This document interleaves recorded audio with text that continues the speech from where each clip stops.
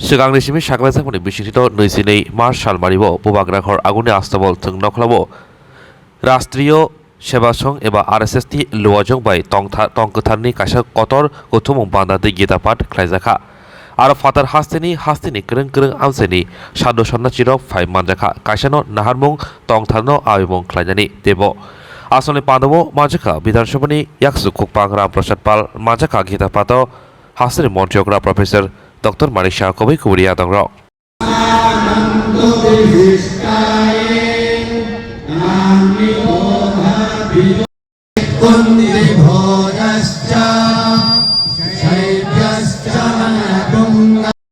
রাষ্ট্রীয় সনাতনী সেবা সংঘের একটা সংগঠনের পক্ষ থেকে আমরা আজকের যে মহা ধর্মসভা এবং আমাদের সহস্র কণ্ঠে গীতা পাঠ এটার আয়োজন করেছি।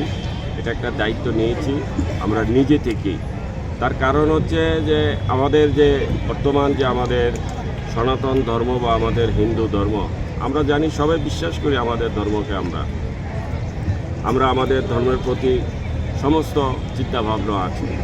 তারপরও দেখেছি আমাদের যে নতুন প্রজন্মরা হচ্ছে বা নতুন প্রজন্মরা তাদের কাছে যে ধর্ম সনাতন ধর্ম এই বিষয়টা তাদের কাছে সেই রকম শিক্ষা বা সেই রকম ধর্মের প্রতি তাদের যে দায়িত্বশীলতা বা ধর্মকে নিয়ে যে একটা নিজের ধর্মকে আমরা নিজেরা কিভাবে আরও বেশি করে প্রচার এবং প্রসার করতে পারি তার প্রতি যে একটা আলাদা চেষ্টা সেটা আমরা দেখছি একটু কম হচ্ছে।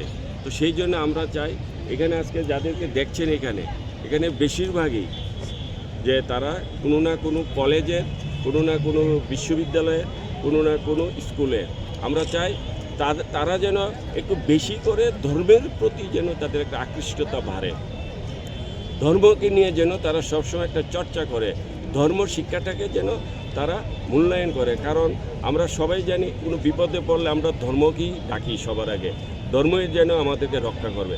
তো সেই রকম ধর্ম যেমন আমাদেরকে রক্ষা করে, আমরা যেই রকম বিশ্বাস করি সেই রকম আমাদেরও কর্তব্য যে আমরা ধর্মকে কীভাবে রক্ষা করে রাখবো। কারণ ধর্ম রক্ষিত থাকলেই তো ধর্ম আমাদেরকে রক্ষা করবে। তো সেইগুলিকে মিলে সেইগুলি সমস্ত কিছু গীতার মধ্যে আছে। সেই গীতাকে আজকে আমরা এখানে তুলে ধরেছি এবং আমাদের এই দিনটা আমরা উপলক্ষ নিয়েছি যে আমাদের যে রামলালার যে আপনার প্রাণ প্রতিষ্ঠা সেটাকে সামনে রেখে আজকে আমাদের এই সহস্র কণ্ঠে গীতা পাঠ এবং এখানে অনেক বড় বড় সাধু সন্তরা এসছে। আমাদের জগৎগুরু শঙ্করাচার্য এসেছে 2 জন, আমাদের মহামণ্ডলেশ্বর এসেছে কয়েকজন, এই রকম আমাদের ত্রিপুরা রাজ্যের অনেক সাধু সন্তরা এখানে আজকে উপস্থিত আছে। তাদের সামনে আজকে এই মহা ধর্মসভা এবং সহস্র কণ্ঠে গীতা পাঠ আমরা একসাথে করবো, এটাই আমাদের মূল উদ্দেশ্য। ধন্যবাদ।